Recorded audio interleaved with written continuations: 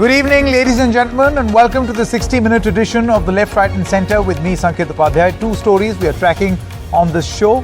Story number one, you would be comforted with the fact that, look, cases are finally coming down. Over the past few days, there has been a steady decline in the number of cases. Does this mean that we have reached a situation where the worst of this third wave is over? The honest answer is NO, with caps lock on. The reason is there are lower cases, but this is a result of fewer tests. That's not a wise thing to do. The government has rolled back its policy. It first said change certain rules as far as testing is concerned, and then today, alarmed by the results, has decided to change the rule again, recommending and suggesting let's go for more tests. Wasn't that COVID-19 management rule 1 or the basic 101, that you test more, test, track, treat? So if you put a cap on tests, obviously the numbers will come down and will give you a fake sense of calm and comfort that, look, cases are coming down. We cannot let our guard down. And don't look at those numbers. See, one horrible mistake that has been done by people is to call this wave mild. And the second horrible mistake could very well be this, where people may be forced to think the worst is behind us. It's not. We cannot let our guard down. And we'll explain with the help of graphics what we actually mean. Story number two in about 20 minutes from now, 25 minutes. So this gentleman who makes fancy cars called Tesla, Mr. Elon Musk, tweeted when he was asked a question on when are Teslas coming to India. He says, once I'm able to overcome certain challenges in this country. So Tesla's tryst with India, where did Elon Musk hit the speed bump? What is the reality? What is the truth? Where is the problem? See, many state governments are offering him, come to our state. What if that is not the problem? Maybe the problem is something else. Maybe it's related to taxation. What will states do in that?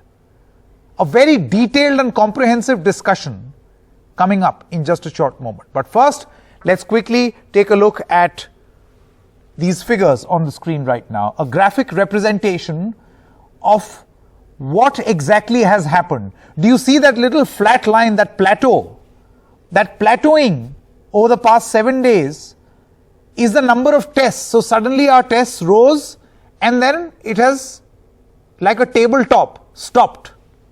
It has remained static. We are not testing more. Which is why perhaps we are trying to comfort ourselves in low positivity numbers. It's so misleading. The truth is right here on your screen right now. Now let's quickly take a look at the positivity rate. And this is where the real picture is. So if you see, the numbers may have come down in the graph. We may have been testing less, but the positivity rate, that means the number of people who tested and those who turned positive, that continues to increase.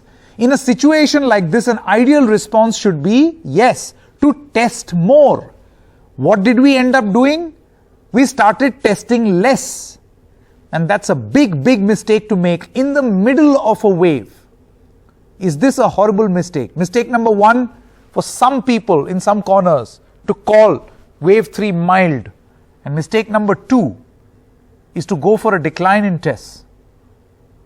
Let us come out of this fake sense of comfort. Let me introduce our guest this evening, Dr. Hemant Thakur, Chairman of the Maharashtra COVID Task Force, Dr. Anurag Mehrotra, member of the COVID Task Force, Dr. Sushmita Roy Chaudhary, Director Pulmonology, Fortis Hospital, Kolkata, Dr. Harsh Mahajan, Senior Vice President at Nat Health and Founder and Chief Radiologist at Mahajan Imaging, and Dr. Vishal Rao, Member of the Expert Committee, COVID Task Force, Government of Karnataka. Thank you very much. Important discussion. We'll begin with you, Dr. Mahajan, first, because what is happening right now, and the reason why we get the sense of comfort of, less people getting infected by this virus is lesser tests. Do you think this is a big, big problem? First of all, I want to know from you our capabilities. Are we capable enough to test more and more?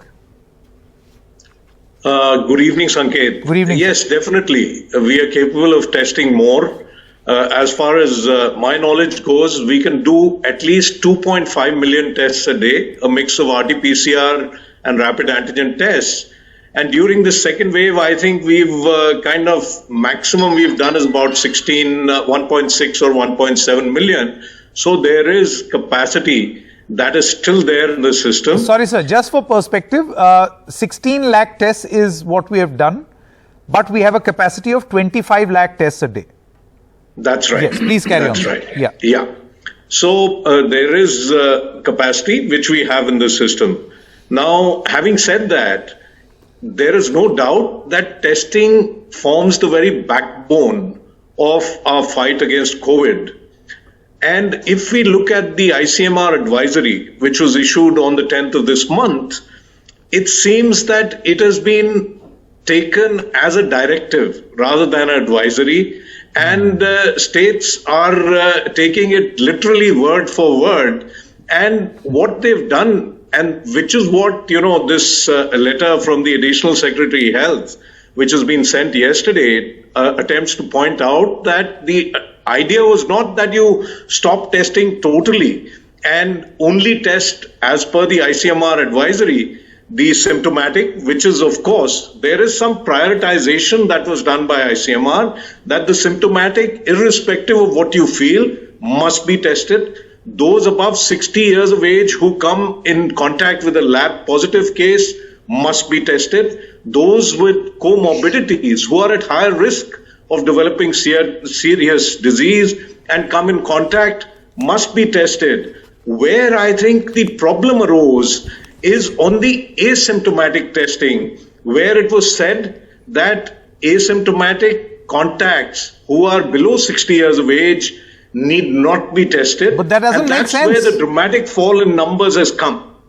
And that doesn't make sense, because an asymptomatic patient is going to go and perhaps spread the infection to a person who may be a symptomatic patient. Yes, that is right. But, my interpretation of this was that everyone has been predicting that we are going to get a huge surge and the peak is going to be huge. So this was more or less a preemptive measure, probably an advisory by the ICMR saying that, hey, do test those who are more at risk and who are symptomatic. Sure. And bring the asymptomatic lower down in the category. Sure. Okay. One particular element where I do disagree with what the ICMR has said is that asymptomatic people who get admitted into a hospital for surgery or for some other reason should not be tested. I think this is where a modification needs to be made very quickly, because they can spread, asymptomatic people we know spread disease, they can spread it to the healthcare workers, they can spread it to other patients who are in the hospital and who are generally in an immunocompromised state. Absolutely. Dr. Hemant, I want to come to you now. So an advisory was taken as gospel and actually implemented on the ground, because of which we are now in a situation where many people in the country actually feel, and the problem is, for us, starving on any good news, we tend to latch on to anything that is positive. That is human nature. But this is a false positive in the world of COVID. So, do you need my opinion on that? Yes, absolutely, you still have sir. A question? No, Dr. Hemant, your opinion. At the outset, I'm not the chairman of the task force. I'm just part of the think tank. But I must say that in COVID, everybody has been thinking on their feet. If advisories change, if thought processes change, it's only for the better. Now, this third wave of Omicron is I came, I saw, I smothered. And everybody in the city where it is passing on faster than you can say Jack Robinson. So if the government says, do not test the asymptomatic, the government did not say keep the contacts into work again. The government said keep the contacts under observation for 5 days before they can go out and test them only if they get symptomatic. So I think if you are starving for good news, you're also starving for bad news that somebody has heard. No, I think the task force, center, state, everywhere is thinking on their feet. If you're going to waste the tests on people who have had contacts, a 60-year-old man and his wife stay together and there are 5 people in contact and these people are asymptomatic, you just observe them. The fact that Omicron is extremely transmissible is going to come and caress everybody. The reason I'm using the word caress is for the Omicron, the disease is mild. Having said that, the Omicron alone doesn't exist. There's also 20% of Delta. So what I want you to tell your viewers, don't take it lightly as far as disease is concerned, as far as prevention is concerned, as far as precaution is concerned. But if you keep wasting kits on the younger people who are likely to be positive, today 9 out of 10 Omicrons are completely asymptomatic or don't even remember that they had a bad Dr. Hemant, if you allow me, I understand the point that you're making. But the thing is, how in a country like India, where if you will not test and if an asymptomatic person never comes across this realization or fact that he may be in possession of the COVID-19, latest variant. If he is a contact, he will be secluded for 5 days. But you can't stop an asymptomatic person on the road and test him. For the simple reason, in a country with a huge population. Then why change the policy now, sir? Because the original concept was test and test. That's all the question was when you wanted to trace, when there was Delta. Now, whom are you going to trace and whom are you going to apprehend and whom are you going to catch? Okay. The Omicron is like a tidal wave. It is just sweeping through the community. In fact, it is the vaccination, the community vaccination that we've all been waiting for. What you need to do is, along with Omicron, highlight the fact we still have 20% of Delta. We still have some Omicron variants which can give trouble. So precaution, masking, etc. must always be emphasized and carried out. Exactly. But Dr. Anurag Mehrotra, you're a member of the COVID task force of Uttar Pradesh. The point exactly is this: if there is 20% of Delta and if there is this provision that, okay, don't test, go for isolation, don't test. What if these contacts go ahead and spread Delta and not Omicron, which according to Dr. Thakur is mild? And now there is a change in the policy. Now the government goes back to its original position saying test more. As a clinician, we must understand the treatment of any disease is decided by its severity. How much people are getting affected, how many are getting very sick, and how much is the mortality. In present wave, we are seeing mortality is not very high. In fact, it is just like a cold. But having said that, I will say that any person, the persons having comorbid conditions, those who are immunocompromised, must take care of themselves. Any person who is coming into contact of a person having COVID and if he or she is immunocompromised, they must be tested. Other thing which has to be kept in mind, any person who is suffering from COVID and he knows he is having COVID must look for his symptom very closely. As Dr. Thakur was saying, 20% of the patients are still having Delta, and we have also seen in our setup is some persons are coming with the classical CT changes of Delta. So those persons, if their things are not resolving by the 3rd day, they should go for the testing. Keep watch on your symptoms, and all the immunocompromised patient with the comorbidity must take precautions, must have COVID-appropriate behavior, and if they have some symptom or they have come in contact with the person who was having COVID, they should get tested. No, Dr. Mehrotra, I just wanted to understand. Let me go to Dr. Rao also. See, Dr. Hemant raised an important point. He said if you would keep, and correct me if I'm wrong, Dr. Hemant, you said that if we keep wasting these kits, these testing kits on people we know may get infected, who are otherwise healthy, people who do not have comorbidities.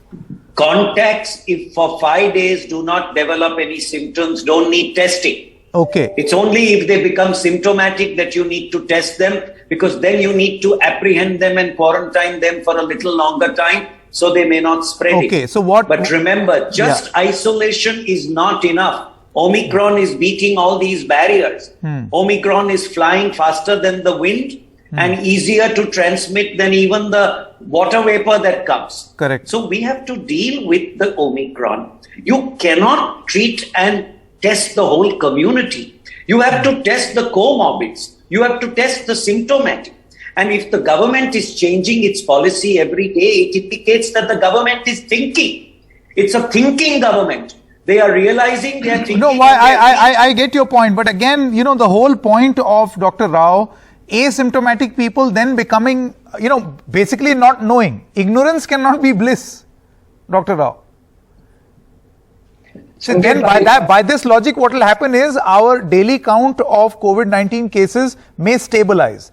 And then again, we'll get this false sense of comfort in terms of data crunching that see now it's stabilized, plateaued. However, in reality, if I have to take Dr. Hemant's, comment very, very seriously, this basically means that there may be many more people. Perhaps the figure that we have right now, Dr. Rao, it must be into 10 or into 5 or I don't know how much. We don't even know the scale of the spread, Dr. Rao. I completely agree, Sanket. I would like to reiterate 2 points here. And with all respect, what Dr. Hemant and Dr. Mahajan said very relevantly. Today, obviously, one aspect that is, I think, being misinterpreted would be to say that ICMR said that you need not treat, but should not test. I'm sorry. The aspect has to be understood by people and states and to be interpreted adequately is not to say that I should not test the asymptomatic, but they said need not to overcome the unnecessary pressure on the system, as what Dr. Hemant rightly pointed out. The bigger concern also has been in the discussion in various states on self-test kits or even rapid antigen test kits not being reported. So now naturally this gives a lot of underreporting. That's one aspect of it. As long as currently, if you look at the trends, the oxygenated beds, the ICU beds are very, very minimal. And that's something that I think every ministry in the state is watching very, very closely. Now, at this juncture, it's also important to look at, let's say, the best comparative data from South Africa, which has published, which has been showing that do not assume that Omicron is just another flu. If the hospitalization rates and the oxygenation rates in Delta was nearly 20% in South Africa, it was about 4% in Omicron. And if you look at the population of South Africa, it must be almost similar to that of Karnataka. And the vaccination rate there was half of that of South Africa. So there are a lot of dynamics to be taken into consideration. However, from the beginning of the wave of South Africa, if you look at around November 11th when it started, till December 12th, when it reached the peak at about almost 40,000 cases per day, it rapidly declined. The trend seemed to be possibly similar to say that there is a rapid decline and increase and a decline, which is what I think Dr. Hemant and Dr. Mahajan were alluding to, which is what predictive models of IIT Kanpur, Indian Institute of Science, Indian Statistical Institute are all showing. Having said that, that does not give us the leeway to say, let's undernumber it, let's be less cautious, let's try and lower our guards, because it gives a wrong message. Yes, Dr. Rao, that's exactly my point. What happens is, and unfortunately this is the reality, whether in our response as far as governments are concerned or individuals in their response to this wave, the moment you get this false sense that look, numbers are coming down, there will be an easing of all restrictions. From double masking, it will become single mask or no mask, right? Governments tend to slacken a bit. That is how the human mind works. Now, isn't that going to be the biggest challenge? That we will basically be underestimating and undercalculating the extent of the third wave. Dr. Roy Chaudhary, I want to come to you now. What's your assessment? See, as a clinician on the ground, and as I see it, I go with what Dr. Thakur is saying. Numbers are not important to people. What is important is whether they are being affected or not. You'll be surprised how many patients come through the clinic who've had symptoms, who've not even bothered to think that they've had COVID, but they're actually coming to me a couple of weeks later because their cough isn't going away. If I were to appeal, I would appeal just one thing and one thing alone. If there was something like a temporary law that could be made, was if compulsory masking could be made a law, these undernumberings would go away because we would stop spreading. There's nothing else you can do in a country that is so varied in their understanding, in their responsibilities, and in the way that they consider everything. Dr. Roy Chaudhary, I mean, you're asking lawmakers to basically... No. I think Dr. Roy Chaudhary has hit the nail on the head. She has, absolutely. Yes, we need you see, to mask, you are looking mask at your week. glass half empty. We are looking at it half full. Yeah, You but have the to point show light is, at who the will make tunnel. this law? Yeah. The very same politicians who don't wear the mask themselves. So we need to Dr. mask Roy for the next 4 to 6 weeks, and this Omicron or Delta, all these questions will go away, because as clinicians, we really don't know whether we treat Delta or whether we treat. You will be surprised that right now in my hospital, 1/3 of the cases are in the ICU, which everyone said was Omicron and it would do nothing to patients. So, we need to be very simple in our understanding, simple in our approaches towards treating this viral pandemic that we are dealing with. I think that's a very important While point. we can show light at the end of the tunnel, Yeah. we must use a carrot and stick approach, because it's only with the carrot and stick approach that we'll negotiate the sliding down half of the Omicron wave. True enough, the Omicron wave has peaked, but we are still just over the peak. The next fortnight is going to be very trying, very pressing. And if we don't mask, you must ask for the heaviest fine so that the country and the community can get saved.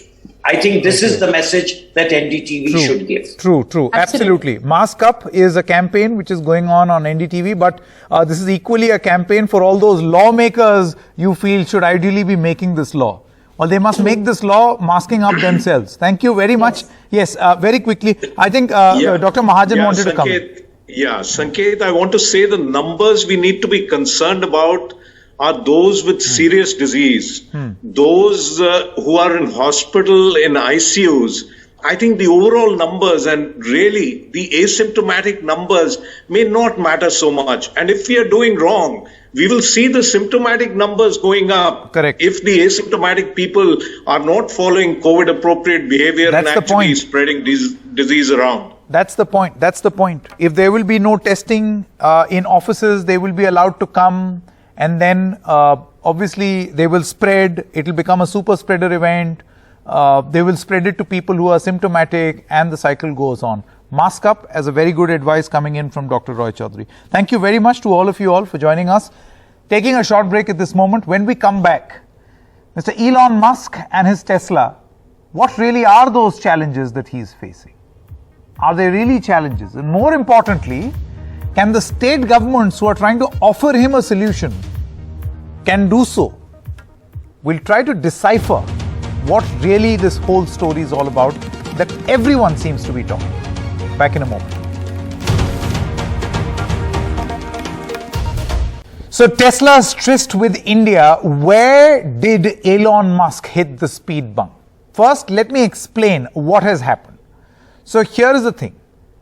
Elon Musk got a tweet from Pranay Patole, who's going to join us in just a short moment. And Pranay Patole asked him a question. He said, "Yo, Elon Musk, any further update as to when Tesla will launch in India? They're pretty awesome and deserve to be in every corner of the world." Elon Musk then replied to this tweet saying, "Still working through a lot of challenges with the government." Then what happened?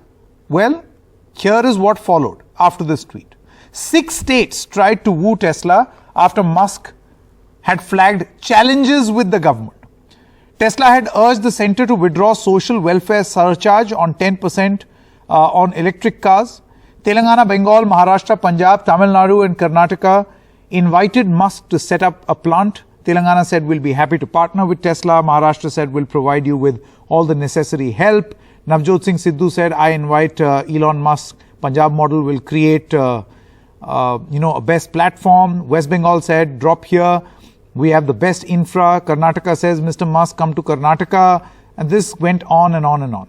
So the big question that we are asking, and these are the big questions, very, very important actually, while all of this is happening. Question number 1 on your screen. What is the exact nature of the challenge being faced by Elon Musk and Tesla? That we still do not know with great amount of clarity. Question number 2. Does Elon Musk want an import duty waiver for Tesla? Is that what he wants? Question 3. Won't a waiver or a tax rebate or a discount or whatever he wants for one manufacturer be unfair to the others? Question 4. Does Tesla only want to sell cars in India and not make in India? Because if that is the case, then all these invites that are coming from the States, they mean nothing. Let me now introduce Mr. Pawan Goenka. Mr. Goenka is a well-known face, former MD of Mahindra & Mahindra Limited. Mr. Goenka, Tesla owner Elon Musk in a tweet has said that he's facing great amount of challenges. What according to you could be the problem because of which the states have now come in to help him? Yeah. So it depends on what Mr. Elon Musk is looking for. If he's looking for duty reduction, then that's not a state government subject, that's a central government subject. And central government has to take an overall view on it, taking into consideration the policies that India has for import duties for automobiles and the desire to increase electric vehicle penetration in India. So there's some balancing the central government maybe looking at thinking about. If it's a question of how to incentivize setting up a plant in India for Tesla, then that's very much a state subject.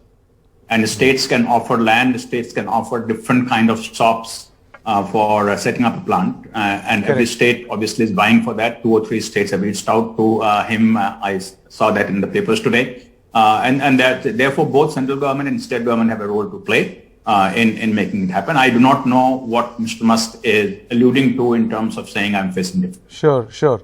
Now, Mr. Goenka, I wanted to ask you what according to you is that big moment, that big horizon for the smooth adaptation of EVs, electric vehicles. I remember you saying that we've been slow to adapt. See, again, it depends on segment, Sandesh. As I said earlier, the two-wheelers now are pretty much over the hump. Last year, we sold about 250,000 or thereabouts two-wheelers. And I see that number doubling every year for the next 4 to 5 years. And I would not be at all surprised if 2025-26, we sell maybe 3.5 million electric two-wheeler, which will be about 16-17% of the overall market. So that's, I think, pretty much in the bag. There are enough new players that have come in. The big guys have stayed away so far, but they will, I'm sure, jump in. But a lot of new players who have come in and making good, affordable two-wheelers. When it comes to three-wheelers, story is similar. In this case, even the big players like Mahindra, Piaggio, Kinetic are in the game. And there are many small players who are coming in. Vehicles are very affordable, cost less than owning a diesel or a CNG three-wheeler. And therefore, that also should grow very rapidly. And I will not be at all surprised if we see 20-25% penetration by 2025-26. Buses, again, we will find more and more desire to go to buses, and we have good products available through our 2 manufacturers and also some foreign manufacturers who are playing in the bus segment. The only segment that I said earlier that is slow to take off is the passenger vehicle segment. And there, everybody has kind of announced their intention to launch major projects. Everybody announced huge investments into the passenger vehicle segment, but we don't have specific launch dates yet. And what India needs are multiple products in the 8 lakh to 12 lakh price point. So a hatchback at about 8 lakh and a sedan at about 12 lakh. We have one each right now. We need to have multiple products from multiple manufacturers. And once that happens, I see no reason why it won't take off. True. Because consumers do want choices. They don't want to have to choose from a choice of one. So that will probably be the last one in India to take off. But the global market for passenger vehicles now is almost 3 million vehicles a year. Yeah. Out of which India probably sold last year about 10,000 vehicles. So That's India less. has a lot of catching up to do in the passenger vehicle. I agree, a lot of catching up to do, but it's interesting that you mentioned the range as 8 lakhs to 12 lakhs because the company that we are talking about here you won't even get a nut for that price. Tesla cars are way more expensive. That will remain a niche segment in India. So it's like, how many luxury vehicles can India consume? Not too many. And if you're talking in that price point, you will have few people who would obviously want to own those high-end electric vehicles, but that number will be very, very small, and that number won't be enough for any company to probably put a lot of investment on the ground to make a fully integrated manufacturing facility in India, unless they decide, and which they can, unless they decide to make India a manufacturing base for Southeast Asia and export from here. Okay, I think that's an important point. You're saying that unless a manufacturer like Tesla makes India the international manufacturing hub, that means they manufacture it here and then sell it across the world. Do you think that this is a possibility worth considering? Yeah, I very much think so, because see, the PLI scheme applies to all shapes and sizes and price points of vehicle. Whether it's a 5 lakh vehicle or a 50 lakh vehicle or 2 crore vehicle, PLI scheme is applicable. So as long as the manufacturers are able to meet the requirement of PLI vehicle, and PLI scheme is designed primarily for electric vehicles. IC engine vehicles are not covered in the PLI scheme. And therefore, if these manufacturers can actually invest here and make PLI use vehicles that qualify for PLI benefit, they can get as much as 13, 14, 15% of subsidy from the government and make the vehicle very affordable for export. And when it comes to export, there will not be any import duty disadvantage, because whatever import duty is paid for importing components will be set off when they're exporting the vehicle. I think that's an important point. Mr. Goenka, thank you very much. Pleasure talking to you. Let's now introduce our panelists, Dr. Shashi Panja, Minister of State for Women and Child Development and Social Welfare, Government of West Bengal; Mr. Vinkesh Gulati, President of the Federation of Automobile Dealers Association; Pranay Patole, he's a software developer at Tata Consultancy Services. It's his tweet that set all of this off. So, Mr. Patole, thank you very much for joining us. And Siddharth Vinayak Patankar, Editor-in-Chief of Car and Buy. Thank you very much, Siddharth. Such a pleasure to see you after so long. Siddharth, let's begin with you first. Elon Musk and his tryst, Tesla's tryst with India. You've seen the arguments that are floating around. What is your take? All right, let's try and get some perspective on this. Firstly, Sanket, should Tesla come to India? Sure. I think Indian consumers deserve all the choices. Will Tesla come to India? Like any manufacturer, like any company, it's going to look to see if it makes good business sense for it to do so or not. Pawan was talking just a little while ago about how the luxury segment has yet to really take off, is unlikely to really take off. I mean, we were just talking a few days ago about how all the luxury cars sold in India in a whole year is less than what gets sold in China in 1 month. And so really, our entire automobile sales, like the manufacturing of cars in India, stands at about 3 million units. In China, they sold 3 million luxury cars last year, more than. So the point is that when you are comparing to such markets where the options are a whole lot more lucrative, firstly, is this worth Tesla's while? I think that's what we need to ask. Secondly, the point about making in India. From the government point of view, it makes total sense. Look, we want to try and get all the manufacturing here. We want to have the jobs here. We want to also have a little bit of localization, which benefits local suppliers and benefits the overall industry. I totally get that argument. I support that argument. But from Tesla's point of view, to play devil's advocate, here's the thing. That company has about 1 million units manufacturing capacity, give or take, that's already in place between its plants in China and the United States. It's also adding a 500,000 units annual capacity plant in Berlin that's going to service the European market. And in that kind of a scenario, does Tesla really require another big plant? The simple answer is it does not. And so what we are trying to sort of chase here is the celebrity of Tesla. It's the celebrity of Mr. Musk. It's about getting that one prize crown jewel here to India. But at what cost? Because even if you offer manufacturing shops, the question is, does Tesla need that manufacturing? I think that's what we have to ask, because the Southeast Asian market, not huge for luxury cars. The European market covered by the Berlin plant. China, the huge behemoth of a market already covered by the plant in China. Certainly can't import cars into China anyway. And of course, the United States already covered with the plants in California. So what are we really aiming for? Which is why what Tesla is looking for are stops when it comes to import duties. Here is where I think there is an opportunity to say, look, you want certain SOPs, they have to come with preconditions. Are those preconditions linked to manufacturing, or are they linked to giving back to the country in terms of technology transfer, or maybe having the sourcing of components? But the problem, Siddharth, over there is going to be that you make an exception for one company. What happens to the others? I mean, there are others who are playing by the rule in this country. It certainly can't be for one. And I think that's why everybody is watching this very closely. You've seen manufacturers like Mercedes-Benz and Hyundai announcing now finally that they will assemble electric cars in India as early as starting this year. I think the reason those announcements were even delayed in the first place was because of this wait and watch to say, hey, what's going to happen with Tesla? Because whatever happens with Tesla, of course, applies to everybody else. It simply has to. Correct. Okay, Pranay Patole, welcome. What forced you to come up with that tweet?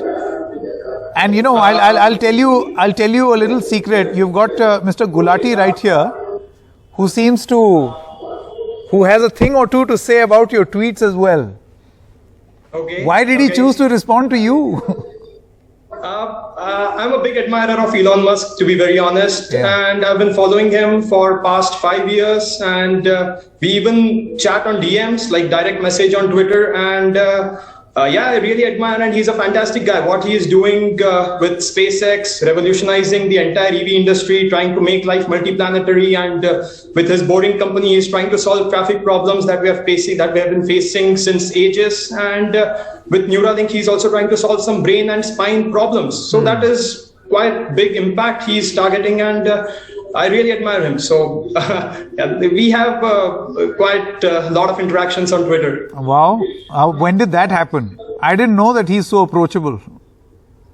Well, he has 70 million followers, so he's obviously very hard to, approach. But I got his attention. He was intrigued by my tweets, and I'm a long-term Tesla supporter. I'm a long-term SpaceX supporter. I like rocket science. I like space, and so he liked my tweets. So we chat back and forth nowadays. Nice. You're making it sound so casual, no? I have lunch, and then I talk to Elon Musk, and then I tweet, and then he replies.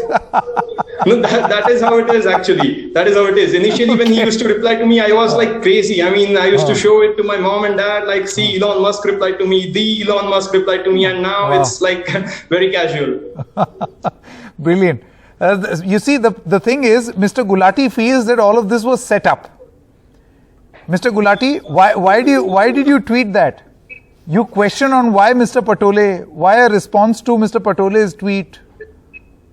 So, hi, Shankar. It could be like a very simple and natural thing to have happened. So, hi, Sanket. Thanks for having me. Obviously, see, there are a lot of customers who are writing to Tesla. I see at least 100 tweets in a month going to Elon that when the Tesla is coming to India, and it's not today. It's been for the past, 4 or 5 years this is happening. Since I feel 3 years back, they started booking Teslas for India. There are a lot of customers who have booked and still waiting for the launch. So a lot of tweets are going. But when Mr. Patole tweets and Elon responses to a tweet which was going on in the social media for long, you start thinking, why is this happening? And that is why I wrote specifically, is it instigated? So basically, Tesla for the past 1 year has gone through ARAI. They have gone to MORTH, heavy industry. There are team members who are interacting with heavy ministries and all. But I don't know what happened because of this tweet that Elon has to give a message that there are no, but then what's your feeling? You're saying that he's trying to put pressure with the help of this tweet. I mean, he's been successful in having us debate this, but what do you feel? What was the objective? To put pressure on the government? He's trying to put the pressure on the government, because the government normally, this current government is trying to say that it's ease of business, wanting FDI, increasing manufacturing and all that, supporting the businessmen. So indirectly, the tweet means that the kind of support what Elon Musk needs for Tesla is not being given by the Indian government. Okay. Dr. Shashi Panja is also with us, Minister in the West Bengal government, one of the governments in this country who said, come, set up your shop here. Dr. Panja, the only problem is that Mr. Elon Musk does not want to do that. As of this moment, it appears he only wants to sell his cars. And for that, he does not, and whatever he wants is out of your jurisdiction. So do you feel that this is just a feel-good tweet that all state governments are writing to him, whereas this is something he doesn't even want? No, it just reflects our aspirations. And actually the person whom we are discussing has also not yet made clear, or rather the government of India probably knows, but we are not sure. But we can merely speculate. And I am not an automobile expert, but it was a very interesting discussion, I must say. And having heard the previous speakers, yes, what we can actually aspire for, or is that there seems to be some difficulty that he is facing with the union government, which of course is not very clear. But is that something, there is a part which Mr. Goenka also mentioned where the state can play a role. So that is what we were merely mentioning. No, Dr. Panja, see, the state can play a here role. We have a land bank. Correct. So the state can play a role when he decides to manufacture here, where he needs your land bank. As of this moment, it appears he does not need the land bank. Siddharth Vinayak Patankar here says that it doesn't make sense for him to set up this shop here. Why would he want to do that? No, it's not very clear. No, it's not very clear. We just wanted to express our interest, and that he is welcome to Bengal. Now, if it can be so. I may merely speculate that having seen he is definitely a high-end electrical car manufacturer. Yeah. And if even in India, cannot afford that, maybe he will customize to the Indian market. It could be so. And if it's so that he decides on manufacturing, so why not in Bengal? And once it comes to something like manufacturing, we can think of the ancillary units which will also develop, which actually gets this stimulus and generation of jobs. Sure. That's what the state is thinking of. I think it's fair enough for us to think, yes, we can look for industry, we can look for some jobs, and that's what, I mean, we are industry friendly, and that's the scenario we wanted to So I think as far as state governments are concerned, Siddharth, this was a great opportunity for them to position and market themselves and land themselves as investment friendly, investor friendly, business friendly states. But the requirement of this gentleman seems to be very different. Now, I want to ask you, is there not an element of unfairness if the government does go ahead and agree with Mr. Elon Musk's demands? Because, you've got other international manufacturers who are manufacturing with these Indian terms and conditions. Oh, absolutely right. And especially when you talk about electric, right? Because a lot of manufacturers have tried to say that, hey, when it comes to electric, if you want to be sort of seen as progressive as a country, you want to increase the number of electric vehicles on the road, maybe you need special separate policies for electric. It's something that the government hasn't quite bitten on, right? We haven't really seen, yes, there's the FAME scheme, but let's not just get caught up in only that, because when you talk about serious incentives for electric vehicles, then you start making comparisons to the kind of schemes we saw in China or in Norway or even in the United States in the past. Some of the schemes are actually unwinding now globally, while we have still not really gone, fully head on into one. The point about the state governments is interesting, and you pretty much mirrored what I was thinking, that look, this is a great opportunity to also talk to the rest of that community. It's not just about, now I don't know the motivation behind what each state government was thinking, putting this on Twitter. But having said that, if there is a more shrewd sort of an approach to this, remember, even someone like a Hyundai or Kia, the Hyundai Motor Group, has a massive manufacturing capacity in India, is already facing a capacity crunch. When they have to start looking at serious numbers with electric vehicles, Tata Motors has hived off its electric vehicle business as a separate subsidiary. When they start looking at big numbers, anybody you talk about, there would be a requirement for some fresh capacity. When Toyota and Maruti finally get their act together and jump into the electric bandwagon, at that point, yes, being progressive, being investor friendly, and maybe being EV friendly is certainly a great image to have for a state government, because there is going to be some amount of, I'm not saying all the manufacturing capacity today is useless to EVs, a lot of it can be rejigged. But what I'm saying is that when it comes to greenfield capacity for electric vehicles. It's not just about Tesla. Tesla is the iPhone of the car world, but is it the highest selling electric car? Not necessarily. Yes, for a while it is. But what I'm trying to say is that there's a whole lot of other companies. They're all watching. At some point, India will become hot for this space. And yes, I think the point made by the representative from the Bengal government is very valid, that we all know Mr. Musk is the kind of person who might one day wake up and say, yes, I got to do a budget car for emerging markets. At that point, does India become the obvious choice? Perhaps yes.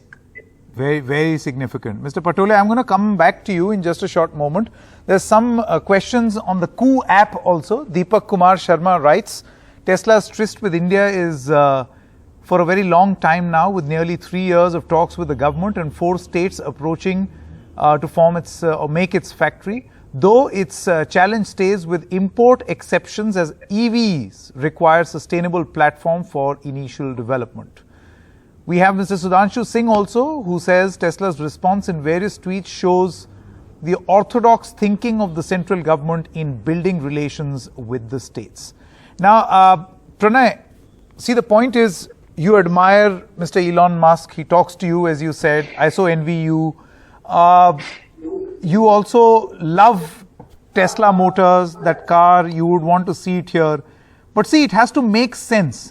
In the larger scheme of things, would you want a more sustained way of that model coming to India, or the phenomena called Tesla and the personality called Elon Musk must empower and power through any decision-making process of this country? I think this is what it is.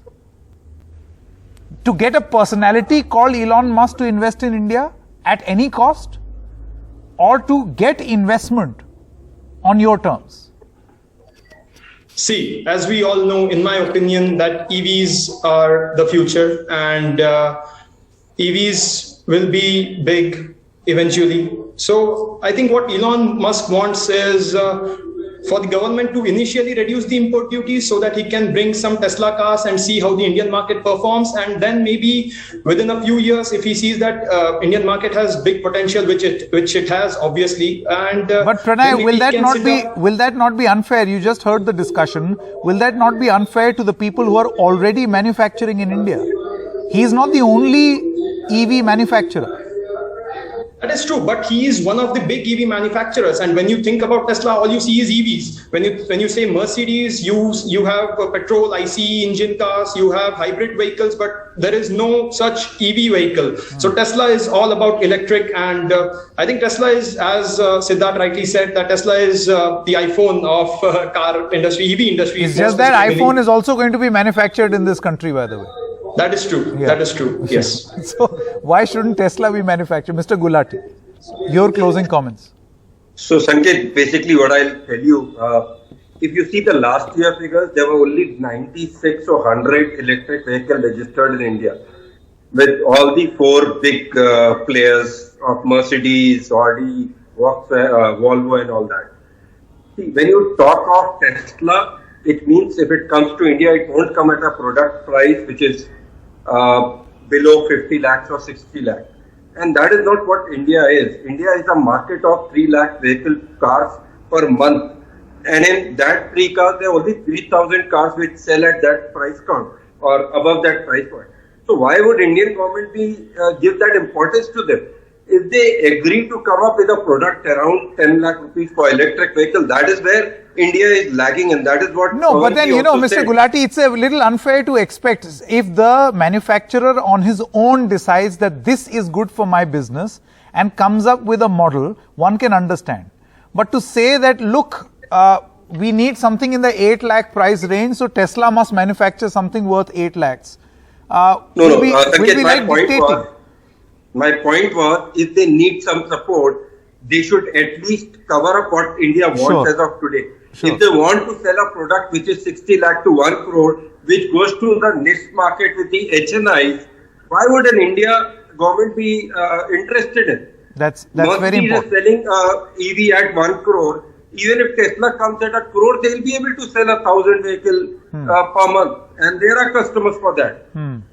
So for that 1,000 vehicles, it won't affect a lot seeing our India automobile product. Okay, last comment. Yes, last comment, Siddharth, please. Running out of time. Yeah, I just want to quickly make this point that look, today the government already offers a particular option to all manufacturers, not just one, to bring in cars up to about 2,400 units a year that you don't have to homologate. Yes, you still have to pay the customs duty, no doubt, but it allows you to bring these cars in with, all the hassle of red tape being cut completely out and being able to approach the market very quickly. A lot of the EVs we have seen driving in the last 1 year, yes, they cost about 1 crore, but they've used that scheme to their advantage. If Tesla wants to test waters, wants to see the reaction of Indian, usage on our roads and Indian consumers, use that scheme, bring in the cars, just import them, and I can guarantee you they will still sell out, just like we've seen the Audi e-tron or the Jaguar I-Pace or the Mercedes EQC. They're all electric cars, they're all sold out, and they've sold out in a much shorter time than expected.